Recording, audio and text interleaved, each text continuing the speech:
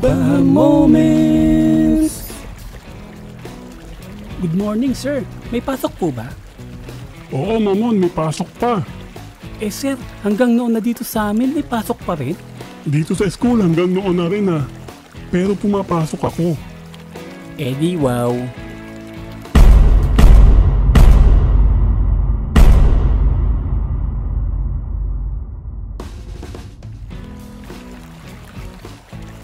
Baha. Pag may alak, may balak. Pag may bagyo, may baha. May bote kasi sa baha Pet malo mga repatits. Alam niyo ba, nung bata pa ako, ang dami-dami kong experience sa baha. Handa na ba kayo? Kung handa na kayo, pindutin niyo muna yung subscribe button. Dahil kung hindi, bubuhusan ko kayo ng tubig baha, Momon. Hindi, ihi ng lola ko. Alam nyo ba, natira ako dyan sa Malabon. Isang patak lang ng ulan, baha na agad.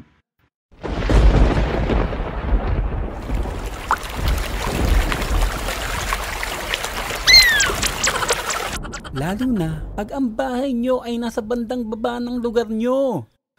OA na to! Tama, OA nga. Pero maliban na lang kung ikaw talaga yung mababa. Ate, malalim pa rin ba yung baha? Oo, malalim pa. Hanggang leeg ko nga di mo ba nakikita? Pag sinapa kita, pag may baha talaga o ulan, hindi mawawala yung maliligo tayo sa ulan. Siyempre, nakakainggit yun pag yung mga kaibigan mo naliligo, ikaw hindi. Momon, tignan mo si Tikboy at saka si Boogie. Oo, ang saya-saya naliligo sa ulan. Hindi ka ba naiinggit? Naiinggit? Lika, ligo tayo. Nanay, pwede rin ba kami maligo ni Momon sa ulan? Nanay, ba't di niyo ako pinapansin, nanay? Bonok, wala ka namang nanay Nay. Pero dito sa amin, wala yung baha-baha na yan. Normal lang yan, lalo na sa mga marites dito. Di mo sila mapipigilan magngak-ngakan. We, Momon, totoo ba? Wala naman akong nakikitang marites Ayan wait mo lang ng konti. Anong tinitingin-tingin nyo? Mga buset, chumichika pa ako Bahala nga kayo dyan. Alam nyo mga, Diyos me, walang patawad. Alam nyo ba, may mga taong masaya pag may baha. Siyempre, una, pag walang pasok, tuwang-tuwa ang mga estudyante dahil makakalaro na naman sila maghapon ng Mobile Legends. Yes! Walang pasok! Tama-tama anak, maglinis ka na ng bahay, tapos maglaba ka. Madami ng labahan. Ikulan mo na rin yung lola mo, nangangamoy na At isampay mo ng patuwan. Magluto ka na rin habang namamalansa ka, ha? Siyempre, ang isa sa masaya yung dahil sa baha, may ista ka sa jeep habang si crush mo, nandun sa isang jeep mo rin. Mga ma'am, sir, di po tayo makakadaan sa baha. Masyado pong malalim. Lubog na po yung mga bahay ng langgam. Ay, ayos. Sana tumagal pa yung baha para mas matagal kong makasama si crush sa jeep.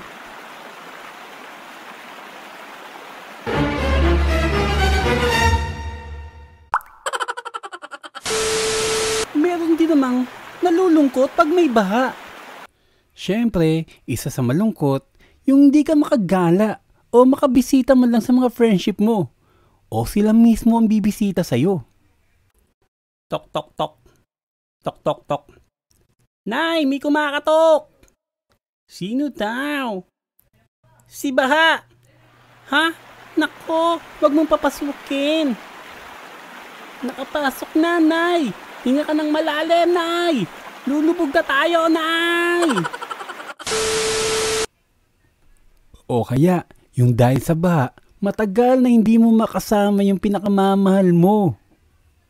Miss na kita, be. Tagal na natin hindi nagkakasama sa palengke. Oo nga, be. Miss na rin kita dyan, be. Huwag mo ko iiwan, be, ha? Oo naman, be. Di kita iiwan dyan, be.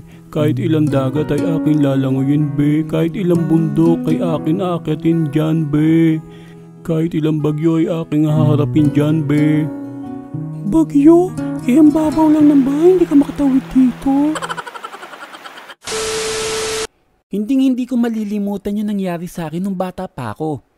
Pauwi kami galing school noon. Ewan ko ba, sa inaraw-araw na dumadaan ako doon,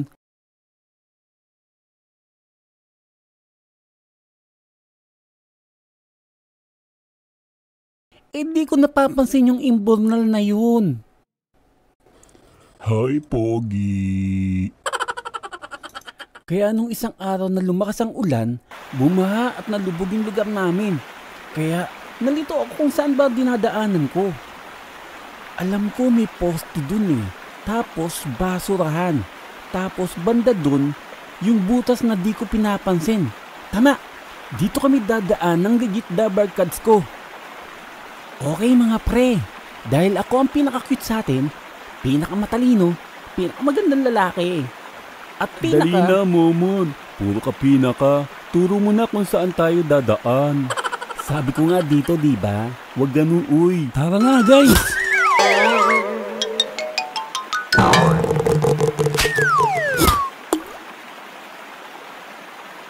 Dahan-dahan lang mga pre. May Ala, nahulog. Nalubog ako sa ilalim. Unti-unti akong nawawala ng ulirat. Hanggang marating ko yung kailalim-ilaliman. Madilim, malamig, madumi, at hello, Pogi. Wow! Lumangoy ako pataas. Pilit kong inabot yung butas ng kanal. Pero nasabit ako. Di ako makalabas sa butas. Malakas ang agos ng baha. Nang bigla akong natigilan.